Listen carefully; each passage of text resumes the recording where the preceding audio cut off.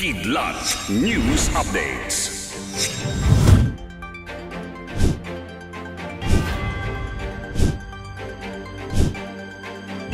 Ako po si Cesar Soriano, kasama ang buong puwersa ng Kidlat News Channel para ihatid ang mga nangunang balita sa buong kapuluan ngayon. Isang alkalde sa Maguindanao del Sur ang inaresto ng Criminal Investigation and Detection Group ng Bangsamoro Autonomous Region in Muslim Mindanao matapos itong masangkot sa pagpaslang sa isang konsehal.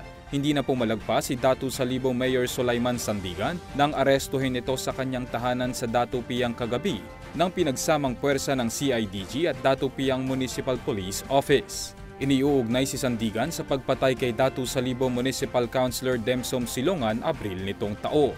Itinanggi ng akusado ang paratang at iginiit na inosente ito.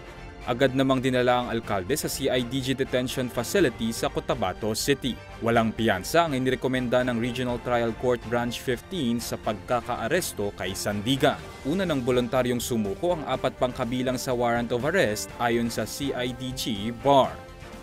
Nagbabana ng kautusan ng Philippine National Police o PNP sa pag-imbestiga sa ilang mga opisyal ng pulis na umano'y nagsisilbi bilang escort ng Chinese operators ng Philippine Offshore Gaming Operator o POGO. Kasunod ito ng post ni ex-PNP Chief at dating Senador Ping Lacson patungkol sa ilang nakamotorsiklong pulis na hinahawi ang mga motorista upang makadaan ng luxury cars ng Chinese POGO operators sa tuwing mabigat ang daloy ng trapiko o office hours. Ayon kay PNP Public Information Officer Colonel Jean Fajardo, binalaan na nila ang Highway Patrol Group kaugnay sa impormasyong binanggit ng dating senador. Aniya, mahaharap sa parusang administratibo ang mahuhuling HPG officers na sangkot dito. Isang nasawing Filipina nurse ang nagpamalas ng kabayanihan sa gitna ng gulo sa pagitan ng Israel at militanteng grupong Hamas, nang tumanggi ang Pinay na lumikas ng hindi kasama ang kanyang matandang pasyente. Sa isang post ni Jerusalem Deputy Mayor Fleur Hazan Nahum, kinilala ang Pinay na si Angeline sa kanyang katapatan at pangangalaga kay Mira, ang matandang pasyente ng nurse sa Kfar Gaza. Bagamat may tsansa na iligtas ang kanyang sarili, ang pagtanggi ni Angeline na iwanan ng matanda ay nagresulta sa pagkamatay nilang dalawa sa kamay ng Hamas. Sa kasalukuyan, 2 Pilipino ang kumpirmadong patay sa gulo. Samantala, nangako naman si Pangulong Ferdinand Marcos Jr. na bibigyan ng malaking suporta ang pamilya ng mga biktima. Ayon sa Department of Foreign Affairs, mayroong 30,000 na mga Pilipino sa Israel at 137 naman sa Gaza.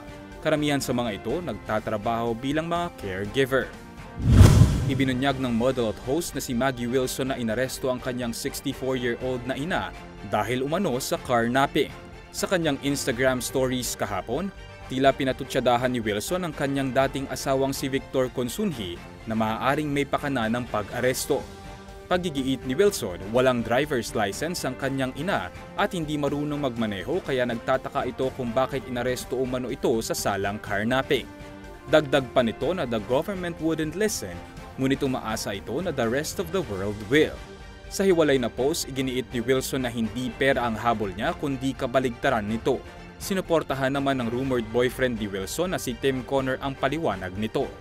Matatanda ang kinasuhan ni Consunji sina Wilson at Connor ng 3 counts of adultery matapos ang kanilang 11 taong pagsasama. Ipinaglalaban ngayon ni Wilson ang kustodiya ng kanilang anak. Para sa Kidlat News Update, Renz Lenon, nag-uulat. At inyo pong natunghayan ang mga headlines sa nakalipas na mga oras.